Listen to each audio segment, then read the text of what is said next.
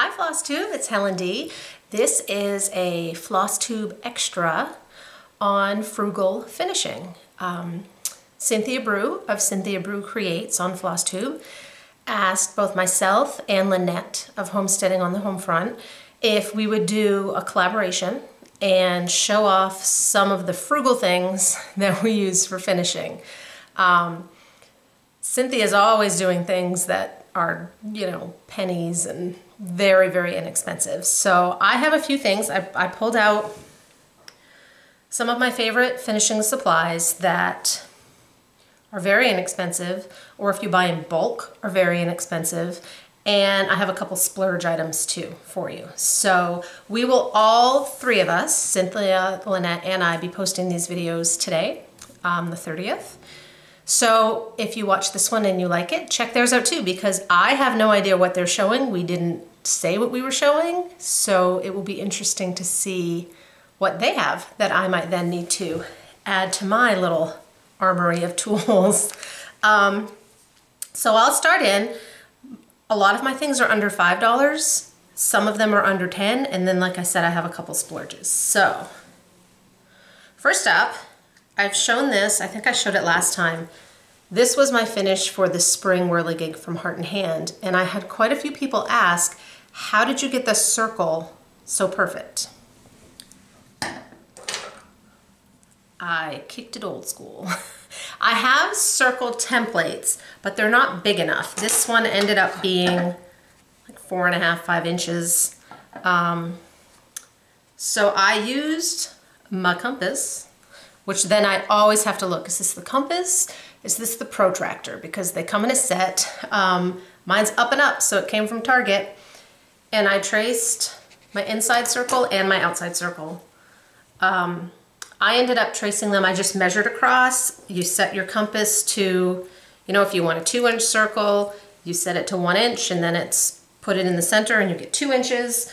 I think I drew mine on just a regular piece of regular paper or cardstock to kind of test it and see if it's the size I needed. And then I just cut around them and it lickety split, nice and perfectly circle. For this one, I know the stitching is on mat board, I believe, which is thinner than sticky board, so it's a little easier to cut when you're doing circles.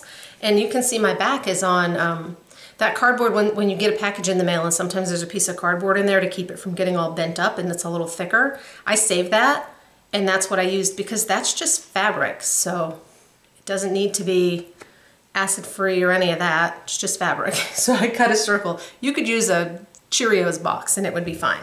So number 1 item, compass. Number 2 item, also I used on this, is the long doll needles. These are 5 inches. I got mine on Amazon.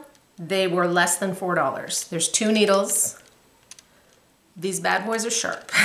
So just be careful when you're using them. I jabbed my finger with one and it didn't really bleed, and then 2 weeks later I had a blood blister. So be careful with the needles. So what I like these for, when I'm doing a finish like this, I lay my, I cut my circle of fabric, and it's not even, right? It doesn't need to be, it's on the back. I take one of those long doll needles to do my gather. So I kind of go in and out, in and out, in and out, all the way around.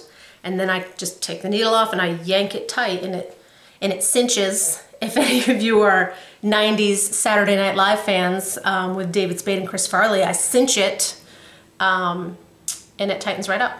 And then I go through with what's extra that I've pulled, and I kind of just lace it on there to keep it tight. I did the same thing with this inside piece. I cinched it and tightened it right on there. So number 2, doll needles. Use caution. I do a lot of my finishes, like Priscilla taught us all, with the washers and magnets. So washers and magnets. I use the Fender washers because that's what my Home Depot had in a smaller pack, although now I'm gonna have to buy a big pack, and the magnets stick to them. Sometimes certain metals, magnets don't stick to as well. Like I said, I've gotten these at Home Depot for like a buck a bag, $1.25, and there's 8 in there. Next time I get some, I'm gonna try and get a bulk pack because I'm leaving the house less and I'm gonna need my washers. And then magnets, I like to use the rare earth magnets, the Neo something or other magnets. And again, you can get them at hardware stores, but you get a package of like 4 or 5 for $3 or $4 or $5. I get mine on Amazon. This is one of the tins I have.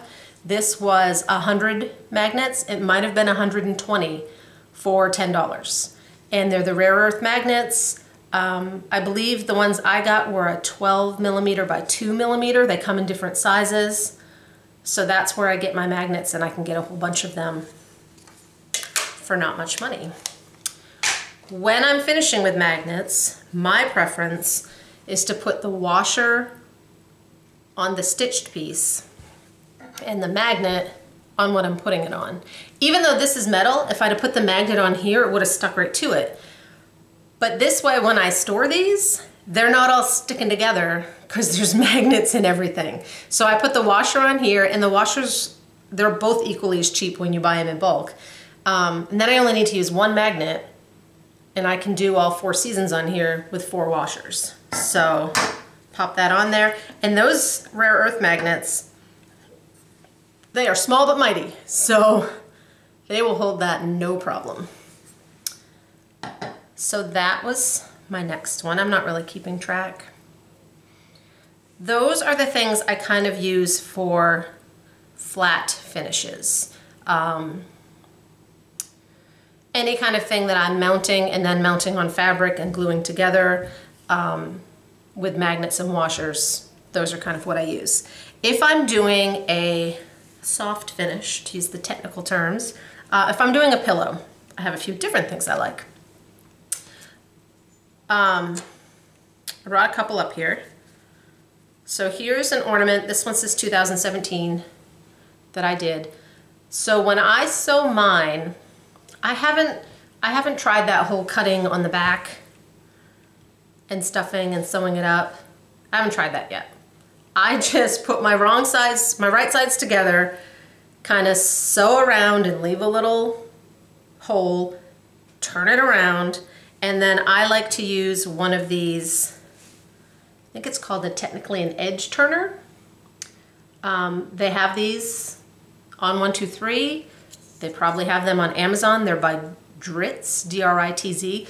I will put links to everything down below so that if you're looking for stuff, at least you can get the name of what it is, and then you might be able to find a better price for it someplace else, but I'll put that all down below.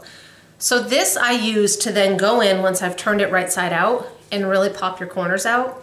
You can use a chopstick or a skewer, like a kebab skewer, but they're really pointy on the ends, and then you risk like popping too far right through your fabric. This one's a little more blunt, and it was like $3.50. So I've used this. It's not going anywhere. It's nice and sturdy. So that's what I use for my corners.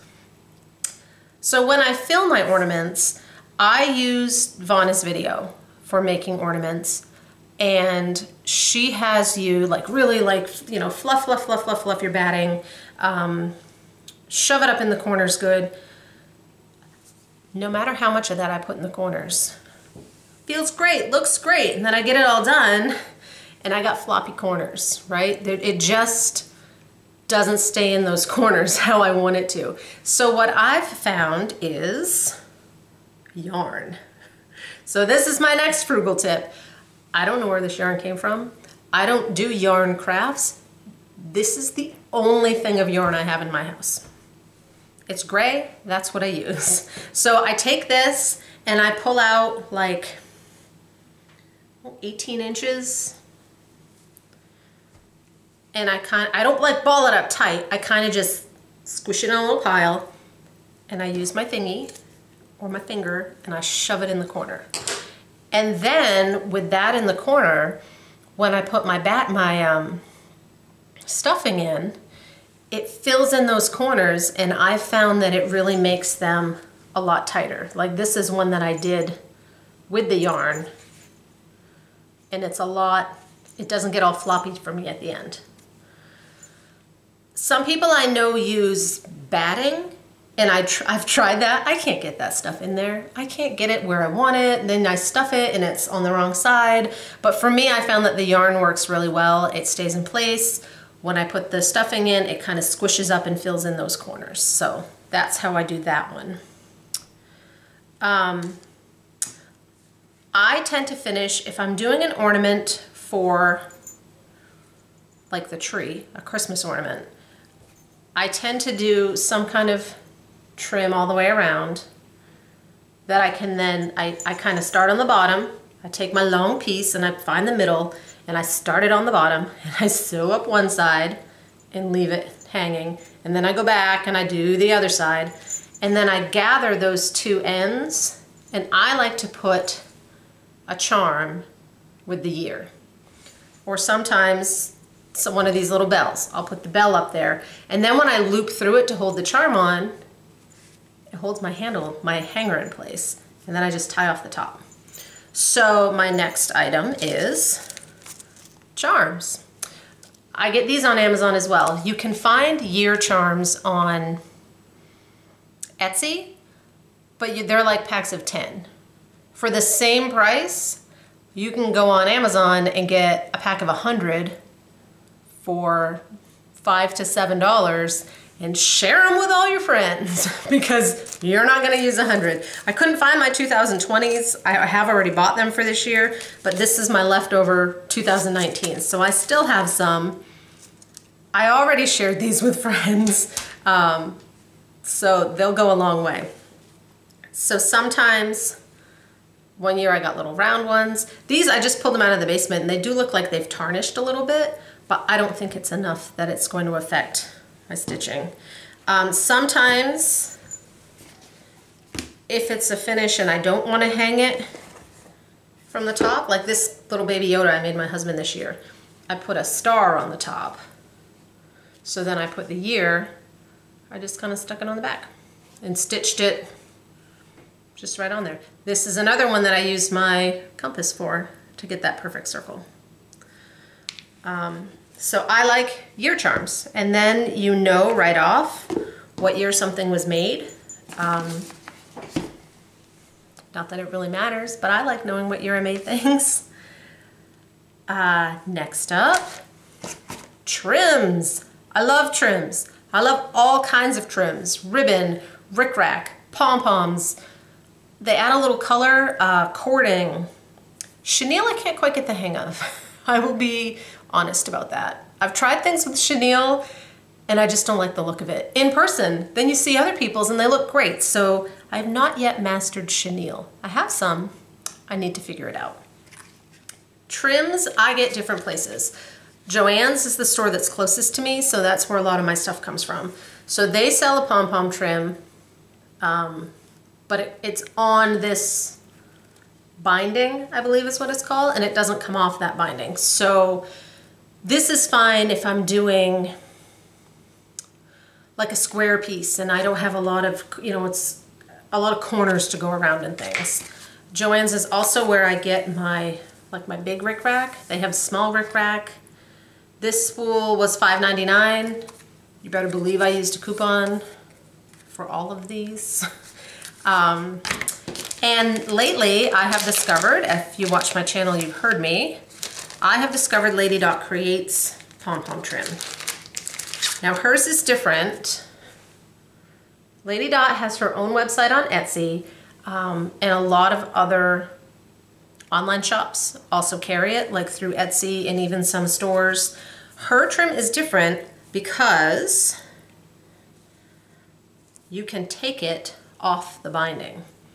Lindy Stitches did a great tutorial on this, and I will link that below, Stephanie.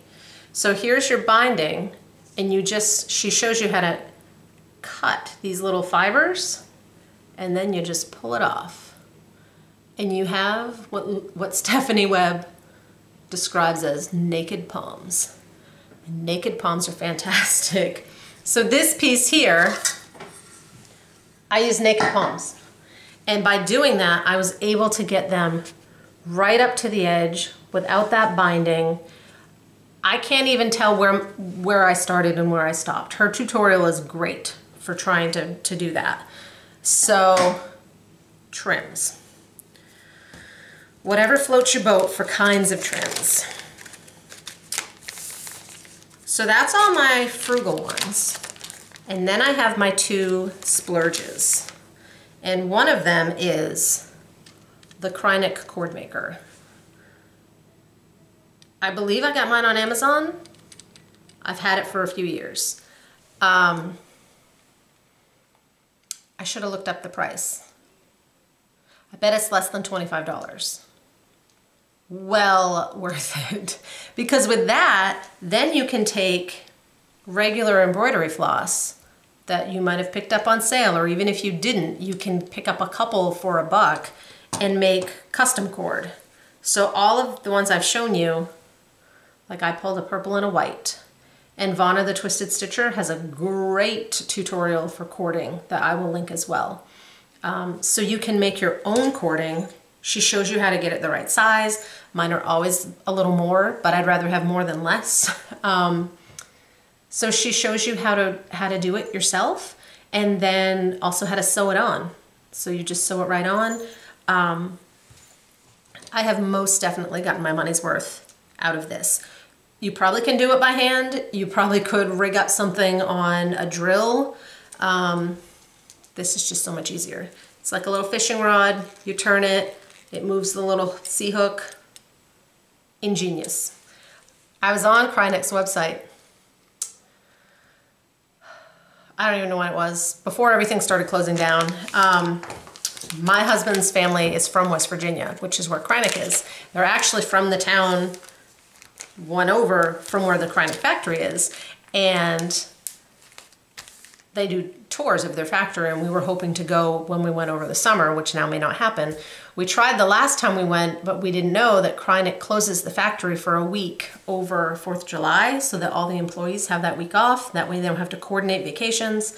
So I was on their website looking to see when they were closed, and I was looking at these because on their website it had, like, you know, information for the floss and everything for stitchers and for fly tying, which I had no idea that fly tyers also use Kreinik. So this same thing was sold as a cording maker and as a fly tying tool. So maybe you and your husband could go halvesies and you'd each have a fun tool. So that's that one. My last splurge is Stitchery Tape. Stitchery Tape comes on a big spool. Mine is no longer quite so big. I believe it's 60 feet and it's 1.5 inches wide. It's acid-free, double-sided tape. So you pull one side, it's sticky on that side, and then you stick it to where you need it. There's a piece of paper on the other side that you pull off. It's a thin, clear, double-sided tape. I bought this when I made those Lizzie Kate sleds, the little one, the little stitching that goes on the wooden sleds. This is what they recommended attaching it with. So I thought, oh, that looks easy, I'll try it. Thinking that, you know, it came, this giant roll, and I'm like, that's gonna last me a lifetime. This is my second roll, and I'm getting close to being done with it. So it will not last you a lifetime. Once you have it, you will find all kinds of uses for it. So this is good if you're finishing a piece and you don't have sticky board.